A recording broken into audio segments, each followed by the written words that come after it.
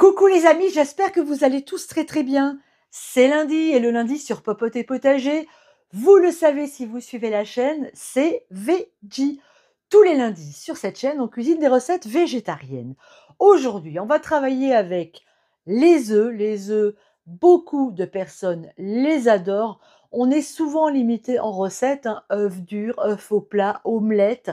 Là aujourd'hui, je vais vous livrer une petite pépite, une recette d'œufs mimosa à la coréenne. Vous allez voir, c'est extrêmement facile à faire, comme toujours sur cette chaîne, et c'est en plus absolument délicieux. Vous êtes prêts? Allez, c'est parti pour la recette. On commence par faire cuire nos œufs. On va faire des œufs durs. Pour ça, on vient les plonger dans de l'eau bouillante qu'on a salée et on va les laisser cuire comme ça pendant 9 minutes. Dans le même temps, vous mettez à cuire dans une poêle à sec sans aucune matière grasse votre tranche de jambon de pays.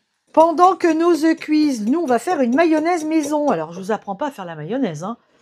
Donc j'espère que vous savez la faire, c'est quand même d'une simplicité enfantine.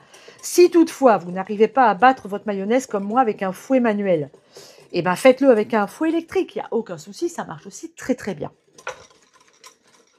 Et voilà, une bonne mayonnaise maison, regardez ça les amis, magnifique.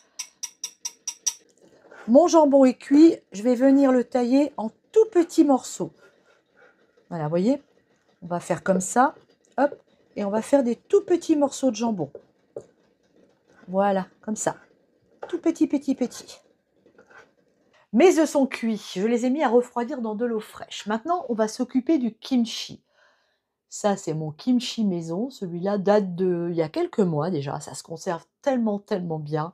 Je ne vous ai pas fait la recette de ce kimchi-là encore sur la chaîne, mais ne vous inquiétez pas, ça va arriver très bientôt. Alors, on va prendre un petit morceau de kimchi, mais là, du coup, ah oui, lui, il est vraiment gros. On va le couper parce que je ne vais pas tout mettre, hein.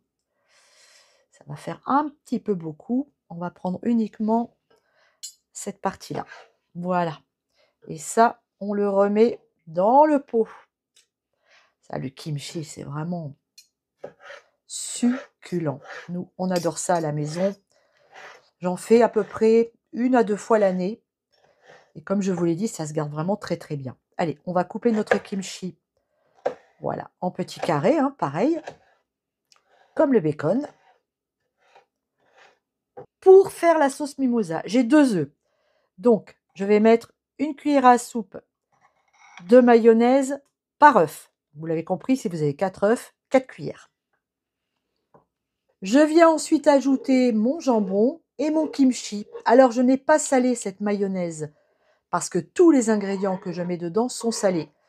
Donc, inutile donc de la saler. Voilà, on met notre kimchi et on va ajouter en plus une cuillerée à soupe rase de sauce de soja. Et on vient mélanger le tout. À présent, on va écaler nos œufs. Alors, pourquoi je sale l'eau de cuisson? Eh bien, tout simplement parce qu'elle permet d'écaler les œufs extrêmement facilement. Vous allez voir, hop, ici, c'est parti. Voilà, regardez. Hop, en 2 coups de cuillère à peau, mon œuf est écalé. On vient maintenant mettre nos jaunes d'œufs dans notre mélange. Hop. On vient écraser ça à l'aide d'une fourchette. J'ajoute de la ciboulette que je viens d'aller ramasser au potager. Un dernier petit tour de cuillère et je vais pouvoir remplir mes œufs.